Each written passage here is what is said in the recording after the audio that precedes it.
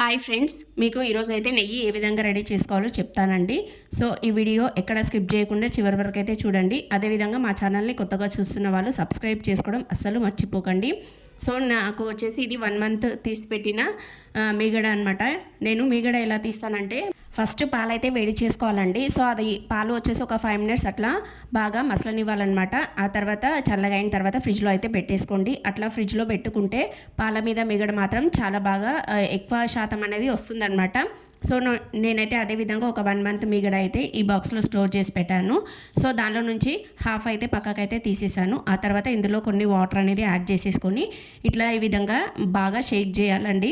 So Sheikh చేసేటప్పుడు కింద ఒక ప్లేట్ అనేది ఖచ్చితంగా పెట్టుకోండి. ఎందుకంటే మనం షేక్ చేసిన తర్వాత మూత ఓపెన్ చేసేటప్పుడు మొత్తం డ్రాప్స్ అనేవి కింద పడకుండా ప్లేట్లో అయితే పడతాయి అన్నమాట. సో ఇంకా నెక్స్ట్ వచ్చేసి ఫస్ట్ షేక్ చేసాం కదా, సో అప్పుడు వచ్చేసి మొత్తం పెరుగులాగా అవుతుందండి. ఆ తర్వాత మళ్ళీ కొన్ని వాటర్ అనేది యాడ్ చేసుకొని మళ్ళీ షేక్ చేయండి. ఆ విధంగా ఒక 4-5 టైమ్స్ అలా షేక్ చేస్తూనే ఉండాలి. వాటర్ యాడ్ చేయాలి, షేక్ చేయాలన్నమాట. సో ఇలా మనం షేక్ చేసేటప్పుడు మాత్రం మొత్తం వెన్నలాగా అయితే వస్తుంది.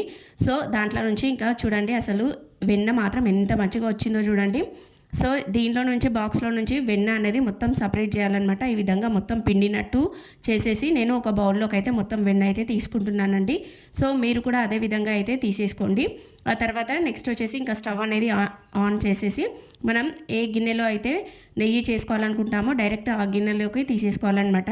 ఇక ఫస్ట్ స్టార్టింగ్లో వచ్చేసి మంట అనేది హై ఫ్లేమ్లో అయితే పెట్టుకోవాలన్నమాట. పెట్టుకుంటే అది మొత్తం వెన్న ఉంది కదా, అది మొత్తం బాగా అయితే కరుగుతుందండి. సో అసలు చాలా ఈజీ ప్రాసెస్ అండి. నేను చెప్పేది మాత్రం ఈ వీడియో చూసిన వాళ్ళు ఖచ్చితంగా ట్రై చేసి ఎలా ఉంది ఏంటి అని చెప్పేసి నాకైతే కామెంట్ సెక్షన్లో కామెంట్ చేయండి ఫ్రెండ్స్. చాలా ఈజీగా అయిపోతుందన్నమాట. మనం మిక్సీ అనేది వాడకుండా చేయొచ్చండి.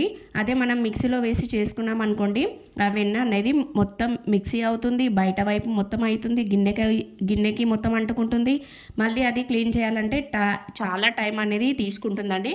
అందుకోసం అని చెప్పేసి నేను చాలా ఈజీగా ఉంటుందని చెప్పేసి మీకైతే చూపిస్తున్నానండి. సో ఇంకా తర్వాత చూడండి, ఫస్ట్ వచ్చేసి హై ఫ్లేమ్లో పెట్టండి. ఆ తర్వాత మొత్తం వెన్న మొత్తం కరిగిన తర్వాత స్టవ్ అనేది కొంచెం మీడియం ఫ్లేమ్లో పెట్టి బాగా మధ్య మధ్యలో కలుపుకుంటూ అట్లా చూడాలన్నమాట. మనం ఏమాత్రం మాడనివ్వకూడదండి. సో ఈ విధంగా చూడండి, అసలు నెయ్యి అనేది మధ్యలో పూసలాగా ఇట్లా తేలుతుంది చూడండి. ఇందులో వచ్చేసి ఇంకా చివరిగా అయితే మనం యాలకులు ఉంటాయి కదండి, అవి అయితే వేసుకోవాలన్నమాట. లేదంటే తమలపాకు ఉంటుంది కదండి, తమలపాకు అది కూడా యాడ్ చేసుకోవచ్చు. చేసుకొని మనం నెయ్యి కాచుకున్నాం అనుకోండి, అసలు ఎంత బాగా వస్తుందో చూడండి. పూసగా ఇంట్లో చేసిన నెయ్యి లాగా అయితే వచ్చింది. ఈ వీడియో ఎలా ఉందో ఖచ్చితంగా కామెంట్ చేయండి. ఈ వీడియో నచ్చితే లైక్ చేయండి. Bye friends.